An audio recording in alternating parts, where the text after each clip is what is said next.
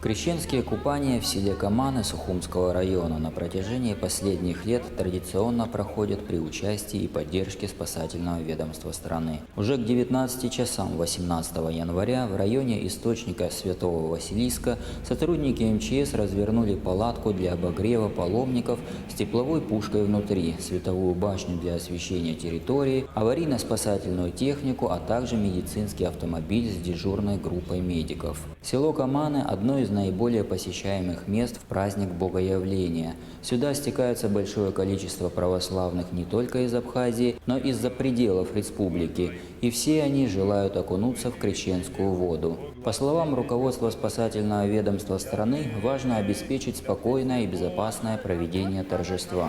Спасатели оказывают необходимое содействие как паломникам, так и представителям православной церкви. После купания можно обогреться в палатке, выпить горячего чая. Его также приготовили спасатели. По статистике МЧС, крещенские купания последних лет проходили без особых происшествий. Не было выявлено и случаев переохлаждения купающихся, в том числе и детей.